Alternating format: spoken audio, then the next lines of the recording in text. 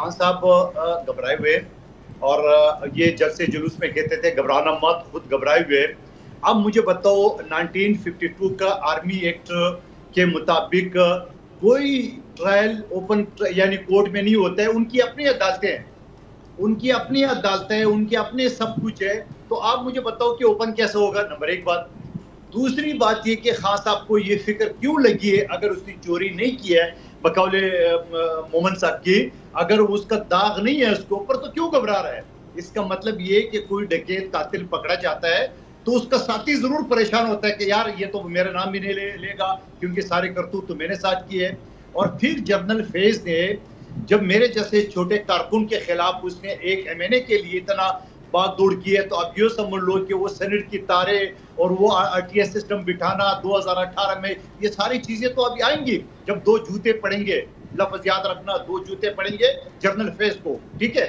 अच्छा, उसके बाद आप आइए कि जब खान साहब ने ये कहा कि भाई अब तो वो रिटायर हो गया, अब मेरे किस काम के? तो भाई जब रिटायर हो गए तो अभी 2 ब्रिगेडियर पकड़े गए, कर्नल पकड़ा गए, जेल का अमला पकड़ा गया, तो जनरल फैज की ये सारी चीजें आप क्या बात कर रहे थे?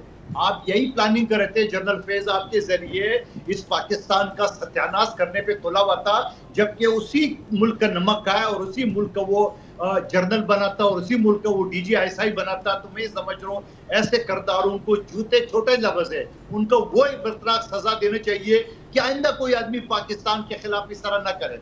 अब खान साहब की परेशानी अपनी जगह पे वजह है, क्योंकि दो जूते पड़ेंगे, वो बताएंगे भाई मोहम्मद साहब साता के नहीं था, डॉक्टर फिजा साथी के नहीं थी, मंदोखेर साता के नहीं था। अब परेशानी किस, मुझे क्यों परेशानी नहीं है? मोहम्मद साहब को भी परेशानी नहीं है, ये भी बड़ा सुकून। खान साहब को परेशानी है, और अभी एक शो में इनका नकवी साहब बैठे हुए थे, वो भी परेशान नहीं थे। अब बात ये है जो परेशान लोग हैं वो अभी से कपकपा रहे होंगे कि ये तो सबका नाम लेंगे, और मैं ये समझ रहा हूँ कि जो जनरल फैज नाम लेगा तो इस तरह नाम से केस नहीं बनेगा, बकायदा पूरा एविडेंस के साथ, कब टेलीफोन किए, कब। आपको याद है खान साहब जनरल फैज की कुर्सी में कैसे बैठे रहते थे? मैं पाकिस्तान का पहला वजीर आजम देख रहा हूँ, जाते होंगे ISI के क्वार्टर, ये इतना फख्र से और इतने गरूर से DGI की कुर्सी में बैठते थे आए दिन। खान साहब इतनी जाके प्राइम मिनिस्टर हाउस नहीं जाते थे जितने वो DGI के दफ्तर किस लिए जाते थे? और फिर आप क्या बात करते थे? और फिर आप उसको आर्मी चीफ बनाने की क्या प्लान बना रहे थे? फिर अपने आप को ताहयात जो ना वो प्रेसिडेंट ऑफ पाकिस्तान बनाए कि क्या? वो तो कहते मैं जब वजीर आजम था और वो DGI थे तब तक मेरा ताल्लुक था, उसके बाद तो मेरा उनसे कुछ ताल्लुक ही नहीं है। कहते मेरा क्या लेना देना है उनसे, राब्ते का क्या फायदा कि मैं रखता? साबित हो जाएगा ना, अगर को पता न देना है तो ठीक है, अच्छी बात है, मगर अगर शवाहिद सबूत के साथ आ जाए फिर क्या होगा? वो फिर कहते हैं तेरे क्या बनेगा कालिया, वो डायलॉग तो सुना होगा। अगर सारे सबूत आ जाए फिर मेमन साहब क्या बोलेंगे?